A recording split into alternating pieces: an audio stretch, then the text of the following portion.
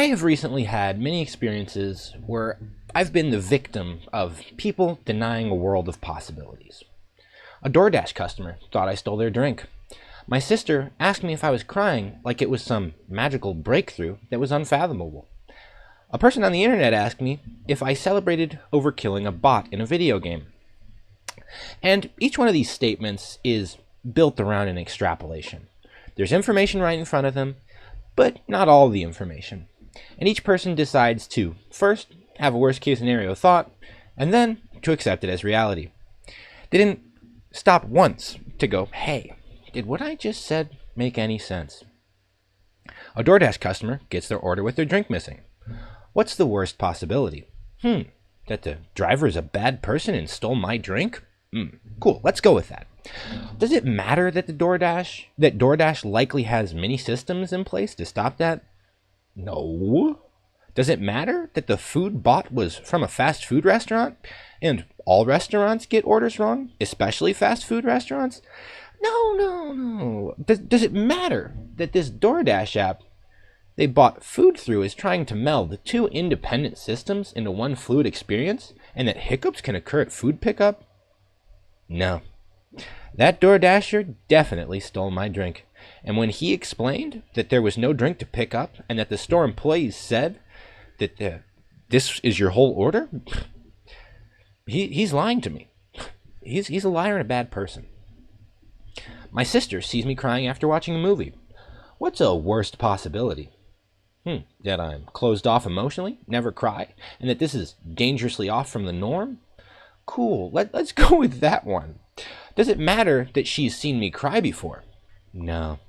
Does it matter that I brought up to her a few days earlier and a few weeks earlier that I do cry and feel things, and that I'm just not in a context to cry around her that often? That one definitely doesn't matter. And besides, we all know that all men can't feel.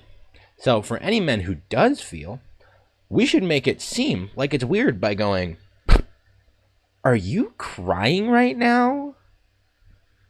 Sounds like a pretty slick plan, guys.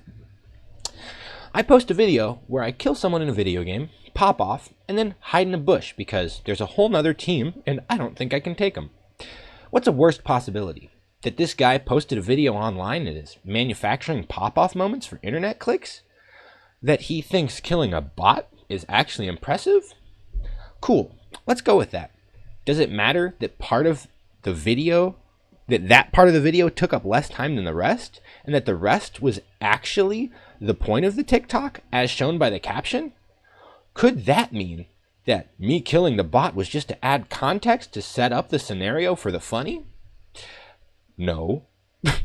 Does it matter that the bot I killed died so quickly that you couldn't really quantify their skill level? No. Does it matter that I have many TikToks on my profile and none of them match what you're assuming? No. This guy popped off at killing a bot. Does nothing matter? Is it only the storyline in each individual's head that means anything? In a philosophical sense, yeah, kind of. In a psychological sense, definitely. But in a real world sense, what the fuck? How do people do this? How do people have the worst case scenario thought, then not register that they're thinking of the worst case scenario thought, then either not register that there are any other possibilities or say, yeah, I'm okay lying to myself. And then, how do they still follow through with it? Put their imagined falsity into the real world with their words. Like, it's actually mind-boggling. But I see it all the goddamn time. So, I want to talk about what it actually is. They accept this false reality as reality because if everybody's a bad person, then they're either a better person in comparison, or their bad actions aren't as bad because everybody's bad. And to that, do you have no self-respect? Do you not want the best for yourself? Do you have no respect for others? Why would you actually voice that falsity out loud? Like, no matter what, you're creating a negative setting either in your mind and or in reality. You're just hurting yourself and people around you. Like, I don't know. It's just whack. And the most I can do is try to tell people that they're doing it because it's something that they need to get through internally.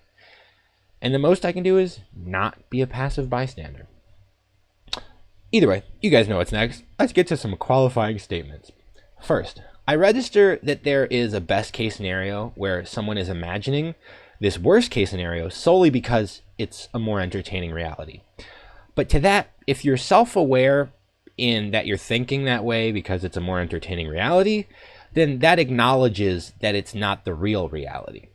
But the people I'm talking about follow through with the thought, and that shows that they're not viewing this in a self-aware, funny way. Another thing I want to say is that I register the benefits of the initial thought of a worst-case scenario. If the thing actually is a worst-case scenario, then thinking about that first just gets you to the understanding quicker, and you can deal with it. If the thing isn't the worst-case scenario, then whatever the scenario is inevitably has a positive light on it, because it wasn't the worst-case scenario. But even registering those benefits, I still think that you can build a mentality that just thinks about things more honestly. And with that, you can skip unnecessary double checks. And you don't have to have a foundational negative interpretation of things, which probably isn't good for your psyche.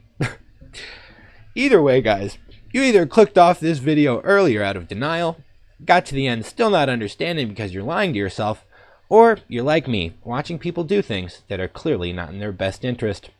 Anyway, I'm Given, I'm Based, and I'll see you next time.